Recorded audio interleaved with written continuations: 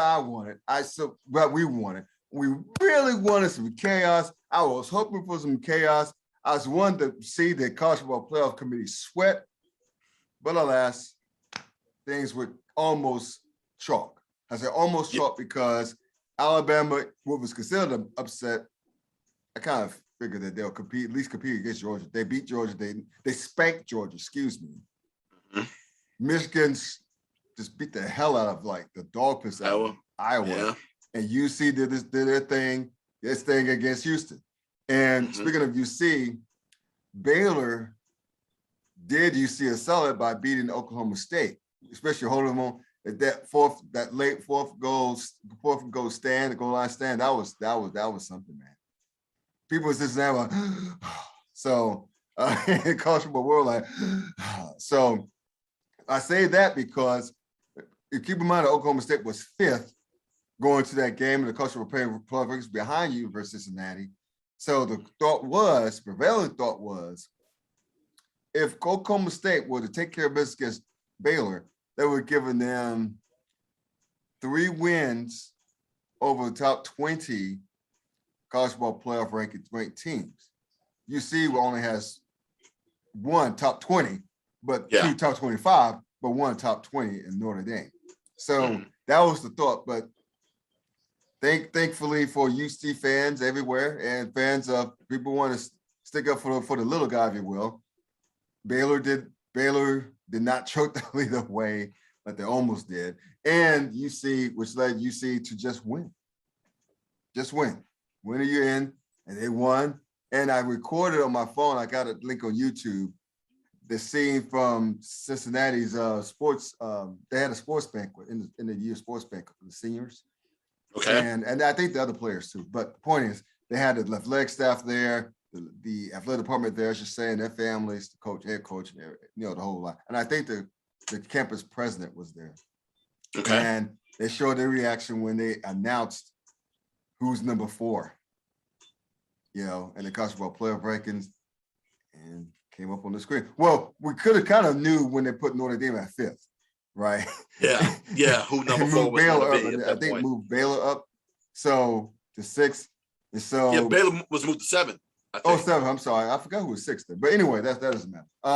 Ohio State was 6th. That's right. Yes. Why the hell did I? But anyway, Ohio State was ranked 6th, and so they showed that further. Oh, they're higher than we all thought.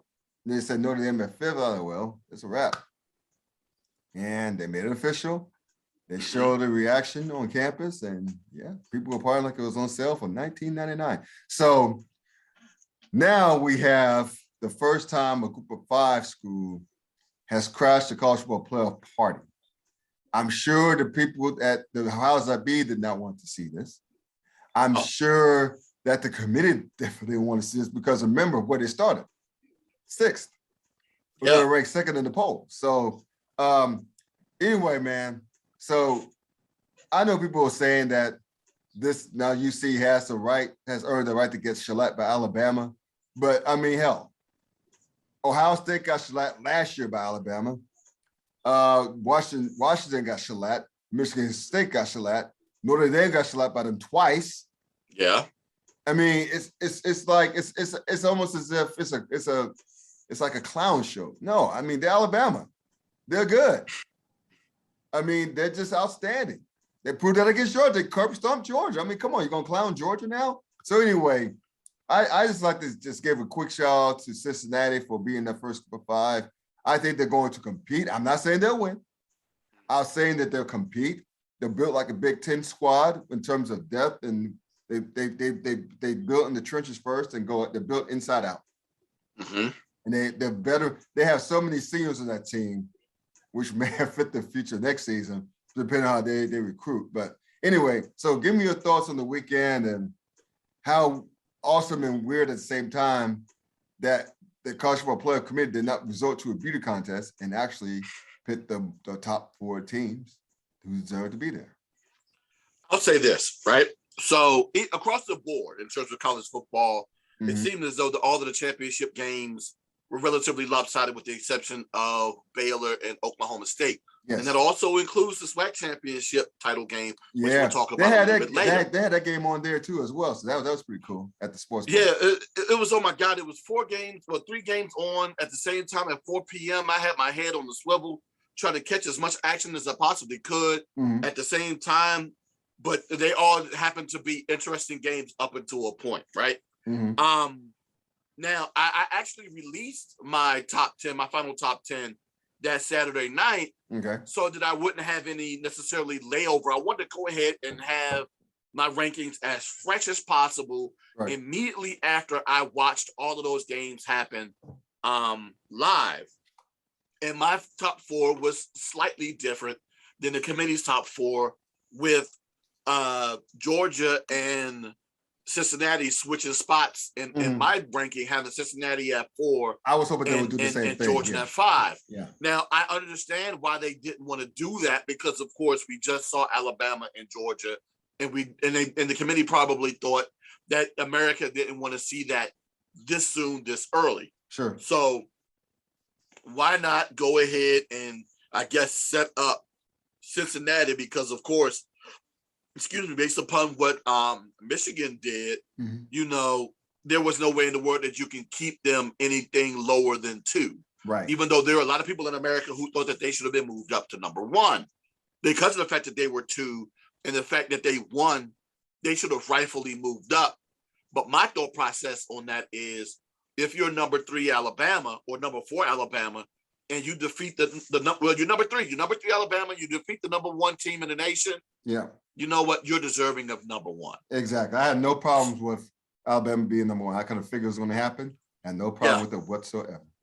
Neither do I, right? My thing was just making sure that the matchups were going to be matchups that, you know, I wouldn't have had an issue with. As much as my eye test said Georgia, Alabama, I'm not opposed necessarily to Alabama and Cincinnati, or maybe even I would have loved to have seen, but that still would have been Alabama, Georgia. I would have loved to have seen Michigan, Cincinnati, you know, in that first round. But that would have been a cool matchup. Yes. It would have, right? But my thing is, I don't want to necessarily sell Cincinnati too short just yet, because I'm still going off the body of work that Alabama gave us throughout the entire season, not based upon what they did to Georgia in that SEC championship game. Right. I was thinking the entire season that Georgia would Georgia. And for those who aren't familiar with me in that saying, that basically means that Georgia was going to do something similar to what they did this past Saturday, which was collapse. Yeah. Because they've done that time and again over the past 15 years. I don't care where Georgia will come into the season ranked, but if it's somewhere in the top 5 at some point in the season, they're going to collapse.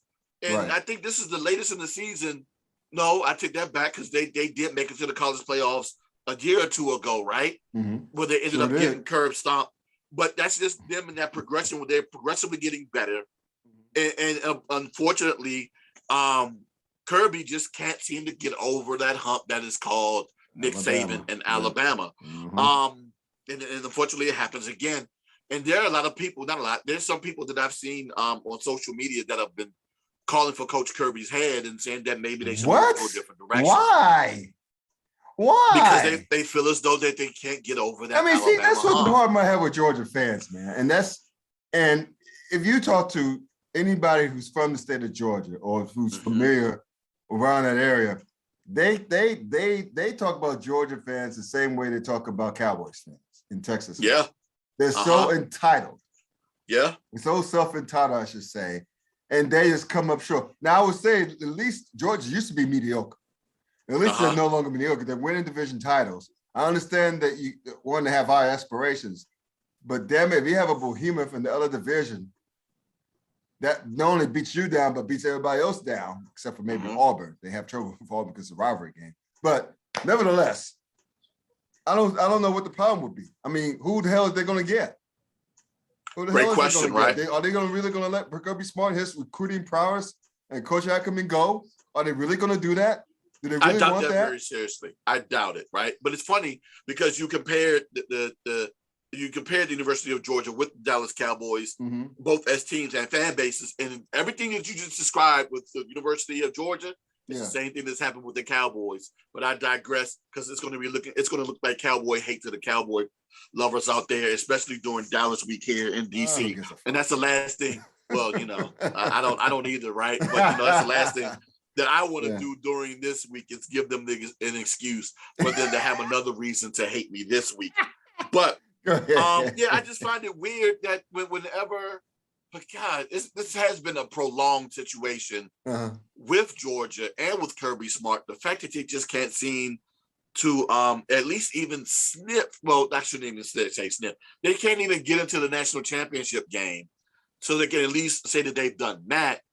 But it just happens to be they just constantly, time and again, run into Georgia, and if not Georgia but Alabama. But if it just happens to be a season where they can luck up and that not be the case, things may go into their favor. But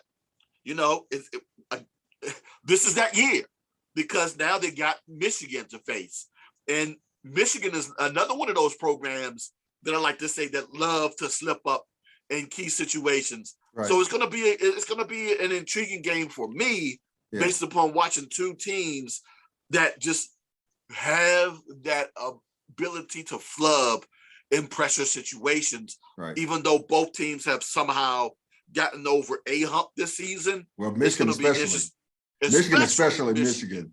With authority 2 weeks ago over Ohio State, but with authority over Ohio State, and then double stamping it with their win over Iowa. Iowa could stand a chance. They stand a chance, not at all, right? And I feel bad for my man Big E over there at the WWE, the Universal Champion, if memory serves me correctly. Nice. Yeah, it's just interesting, like I said before, to see exactly who's going to come out the victor in that situation. And then, like I said before, or what I was alluding to earlier, University of Cincinnati, I'm not necessarily knocking them completely out based upon what Alabama has done and the way that they look for the majority of the season, having all these close games, especially finishing the season with a string of close games, only to go ahead and thump on Georgia like they normally do. Yeah. And I think that, to your point, Alabama admitted, Nick Saban admitted that they came up with chip on the shoulder because they were if I'm not mistaken, they were the underdog. They was most definitely the underdogs, yeah. And, they were like, everyone wanted to crown Georgia, and for good reason at the time, because Alabama, again, they were 2 overtimes away. Well, actually, just a choke job from Auburn. I'm going to call it like it is. They choke job from Auburn from being a 2-loss team. Now, but interesting, if they finish a 2-loss SEC champion, beating them Georgia down the way they did, that would be an interesting decision for the committee. Do you take them over Baylor? Do you take them over whatever, right? Notre Dame? What do you do at that point? Then it would have broken more ground in terms of precedence to have a 2-loss team in the college football playoff. That's never happened. Yeah, right. That's going to happen soon, but not yet. Sooner or later, right. And it's going to be a situation where you end up having a bunch of 2-loss teams that make that happen. Right. Or there's going to be a 2-loss team that's going to be that impressive. Matter of fact, I'm going to go ahead and say it right now, right? The way that happens is a team loses 2 tough ones early in the season. They go on a string. They probably win 10 straight, make their way to the championship game, and end up beating a top-seeded team in their conference title game to move them into that either that 3rd or 4th spot to make them the first 2-loss team to make it into. That's the formula to make that happen. And you know what else, bro? I'm gonna mention this too. I didn't touch on them earlier, but the ACC. Now remember when our guy Andre was on here, was saying that the fixes would be in not the top 6 or 7, but 15 through 25, because they are building the case for these teams to move up if they beat some of those teams, right? So I'm looking at what if the likes of Pitt and Wake Forest didn't have those inexplicable losses, What if Pitt didn't lose to Western Michigan inexplicably at home? that would have been just a one-loss squad because it would have lost to Miami with the other loss. Yeah. But they would have been a one-loss squad that would have been a top 10 team. What if Wake Forest didn't choke away that big lead against Carolina? I know they got curb stomped by Clemson. Clemson was coming on late in the year, but that's Clemson. So, but point is, they would have, even still, they would have been, as well as Pitt, in the top 10, because I'm looking at the top 10 right now. You got like 1, 2, 3, 4, 5, 2-loss teams in the top 10. Start with Oklahoma. So starting with Ohio State, Baylor, Ole Miss, Oklahoma State, and Michigan State. And Pitt is now ranked 12th as a result of that big win in the ACC championship game. So you mean to tell me that if you take that one loss away from early in the season to Western Michigan, you don't think they'd be at least 5th or 6th?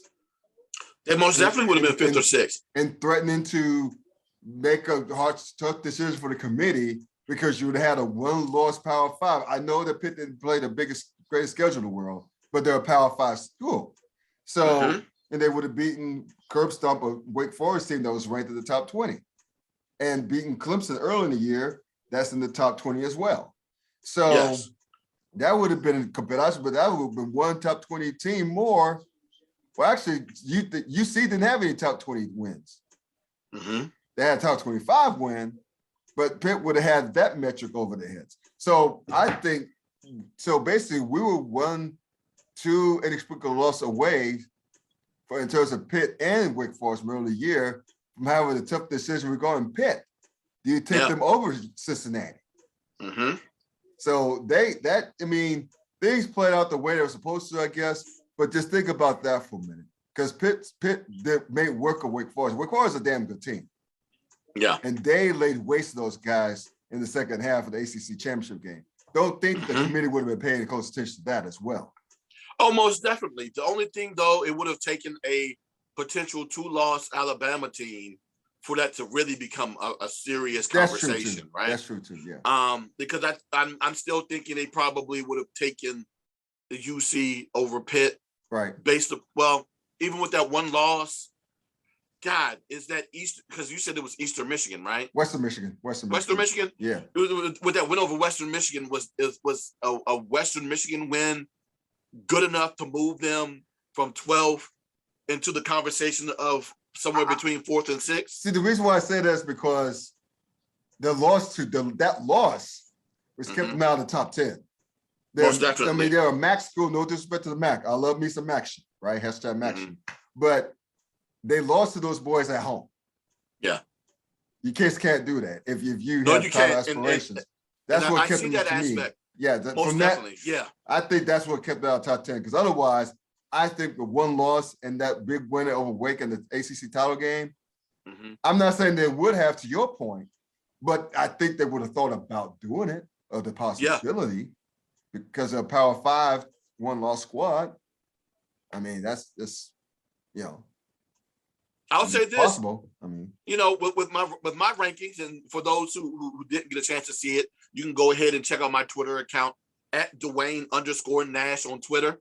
I actually have my final top 10 of the season, what I normally give out for Sleazy Sports on a weekly basis. And I actually had Pitt at number 8, based upon the fact that they won their conference championship. Right. So again, that goes to a situation where they probably could have been in that discussion.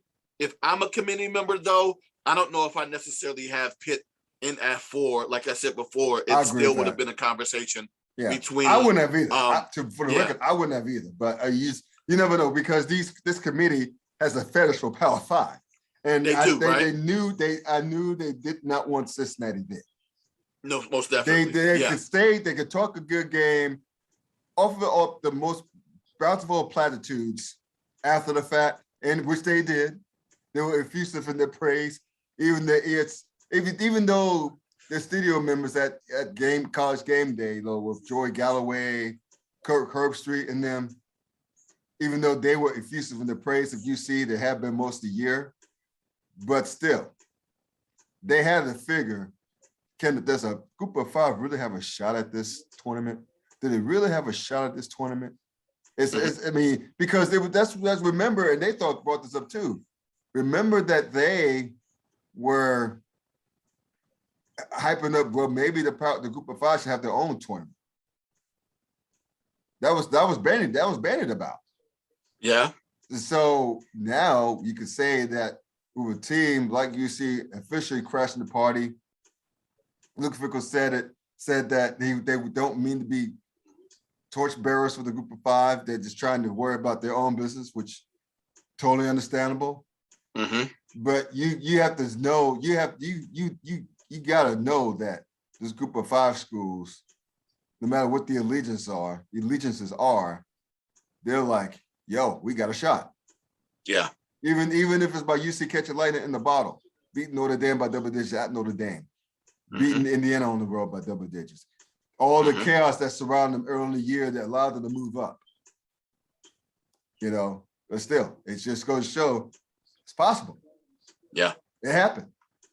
So it remains to be seen what happens on New Year's Eve with these semifinal games, but it's cool. Either way, UC that's nothing to be ashamed of. They have a great season, a historic season, and you know, all they want is opportunity. All those group of five schools want is an opportunity to show that they can compete. That's all they want.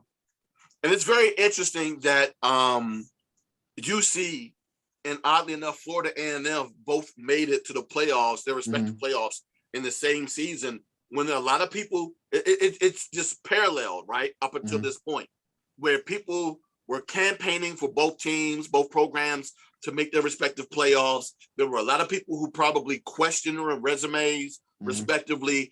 And then when it got time for them to get in, when it got time for the selection process, and they were both capable of getting in, there's still some debate on whether or not they were worthy or not. But in Cincinnati's case, they were. Same thing with Florida A&M. The fact that they weren't necessarily even on a bubble and getting in with the Division II. The thing is, not Division I, Division II. I'm sorry, the FCS, level. The question is, I'm hoping that what happened with Florida A&M doesn't. What ultimately happened with Florida A&M does not happen with the University of Cincinnati, and that's no shade to Florida A&M because, like Florida A&M, there are now a bunch of FCS fans questioning whether or not a SWAC team in the future deserves to make it into the playoffs, even if their resume, if their record, if it's like 9-2, says that they probably should be considered. The same thing with Cincinnati. There have been years and years in which an undefeated group of five team has been in the conversation by fans, but never made it into anything higher than 6th on the committee's list. Now we finally got a situation because everything aligned and fell right for them. If they go into this game against Alabama and they get mollywopped, when will be the next time that a group of five team makes it in? Matter of fact, when will the stars align again for a group of five team to make it in under these circumstances? Because they're going to have a similar path as Cincinnati, where they're going to end up having to beat a top 10 team in order for them to be considered as well. It's crazy. It's just crazy in itself. Yeah. But what name many group of five teams that schedule the likes of a top 10 team like that? And now a lot of those Power Fives who want to go to their place. And that too, right? So it's hard. It's hard. It's very hard. It's very hard. Yeah. It's like you're damned if you do, you're damned if you don't, right? If you're a group of five school trying to make all this happen, right? Yeah. So you gotta do what you gotta do, even if it's in the non-advantageous position. You know, if you gotta shoot for the stars, you gotta shoot high as you can. Yeah, and that's what UC did. They played two Power Five schools on the road, albeit Indiana wasn't as good as it were last year. It wasn't UC's fault, but they set that up, and they set up the Notre Dame game because we figured that Notre Dame was gonna be really good. So, so kudos to UC. We'll see what happens to college football playoff. I'm excited for it either way because you got new blood in Cincinnati and Michigan. Yes. Going against some old money. You got new blood against old money and Alabama and Georgia. So it should be good, should be exciting either way that we have change. Most we have definitely. some change. So I'll go with that.